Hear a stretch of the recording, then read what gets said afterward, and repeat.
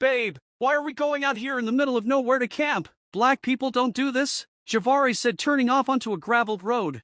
That's not true, Jay. Black people camp, Ayana replied, rolling her eyes. She brushed her shoulder length, dark brown, loose coils up into a high ponytail. Yeah, name one black person we know that camps, Javari responded smugly. Well, what about Shaky Al? He camps, she said, looking into the sun visor's mirror to apply Vaseline to her full lips. Babe, Shaky Al is a homeless crackhead. That's not camping, that's surviving, Javari responded, sounding irritated. Look, it doesn't matter. This is what Lila wanted to do for her and Daniel's anniversary, so this is what we're doing. I told you didn't have to come, Ayana replied, crossing her arms angrily. Babe, I am not going to let you go alone in the woods by yourself. There could be bears, snakes, axe murderers. Oh, so you plan on fighting bears, snakes and axe murderers for me, baby? Ayana asked sweetly, dropping her arms and smiling. The sun shined through the window, giving Javari's light brown skin a beautiful glow. Javari took his right hand off of the steering wheel and lifted his shirt, revealing a handgun in his pants. Nah, I plan on popping a cap at any bears, snakes or axe murderers I come across, babe. Fuck fighting, I'm making quick work of that shit, he replied, lowering his shirt and returning his hand back to the steering wheel. Boy, I can't believe you brought Remedy with you, Ayana exclaimed. Hell yeah, I don't go anywhere without it, Javari responded, smiling. Ayana shook her head and smiled back. Look, it's just a weekend and Lila said we're glamping anyways. She knows I don't do nature that well. I think it's nice to try different things, Ayana said softly. Yeah, okay, glamping, Javari teased. Oh, Kaylee and Brock are coming too. You liked Brock last time, remember? You two had that long, boring conversation about fishing and football, Ayana said, smiling. Yeah, Brock's cool, Javari responded, pulling into the campground's parking lot. The campground was located in a beautiful and scenic forest with a guided walking trail and tour. Many cars were parked as whole families walked around in their shorts and t-shirts. Some people looked more professional, wearing special hiking boots and vests. Javari looked around, feeling a bit uncomfortable, as he and Ayana seemed to be the only people of color among the tall trees and majestic mountains. A family walked by Javari's side of the car that looked to be of East Asian heritage. He felt a bit better as he cautiously opened his door and exited the car, stretching as he did. The drive had taken hours from the city, but the place was just as beautiful as Lila had promised.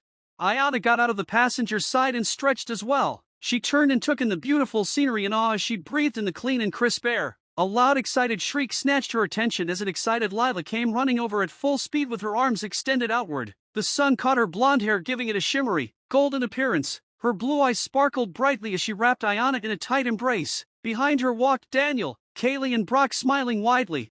I'm so happy you made it, Lila screamed excitedly.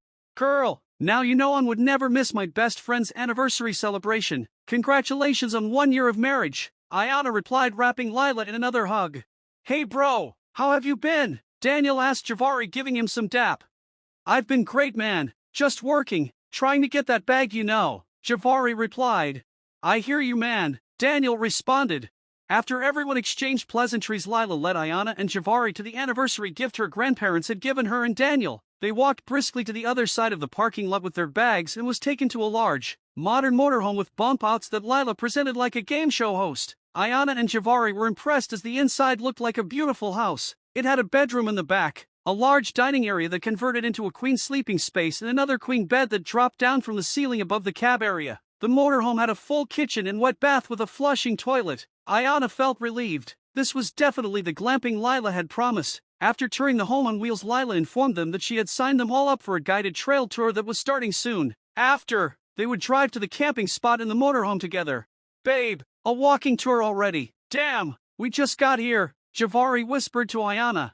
I know, but you know how active Lila and Daniel are. Besides, it's still early. We brought liquor and good food. We'll have plenty of time for some relaxation, Ayana reassured him.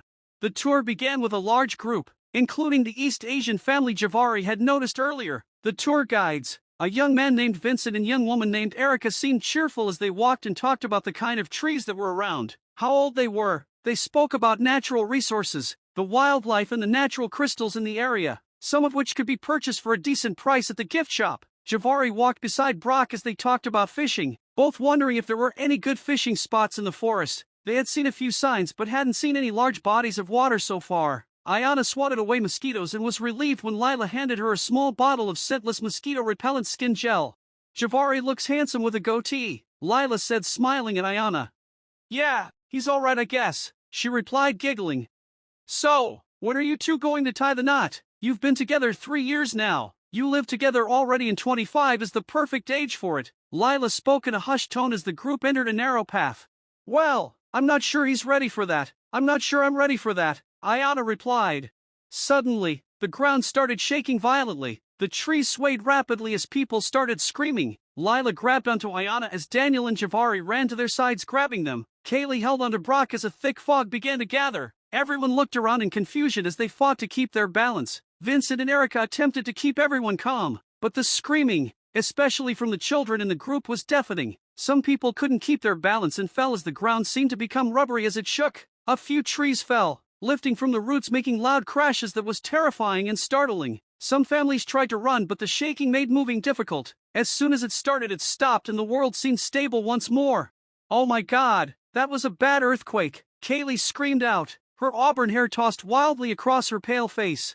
Children cried loudly as their parents attempted to comfort them. The sound of car alarms echoed lightly in the background as the fog continued to thicken and the air cooled. Vincent attempted to contact someone on his walkie-talkie, but to no avail, while Erica suggested everyone turn around and head back for safety. Javari held onto Ayana tightly, grabbing her hand as the fog gathered rapidly. A sudden gut-wrenching scream pulled everyone's attention. It was Erica, her partner. Vincent stood there, his arms to his sides, his eyes suddenly blank at a large bloody hole where his chest used to be. Behind him, with a height over 7 foot tall, stood a creature whose appearance was cloaked by the fog. Only its white outline was visible and its glowing green eyes. Ayana, run! Javari screamed, grabbing Ayana's hand tighter as they turned and ran. Ayana looked around as she ran through panicked breaths. She felt relieved to see Lila, Daniel, Brock and Kaylee keeping the pace with them as they all listened to the screams of those in the tour group and what sounded like ripping flesh. Follow for part 2.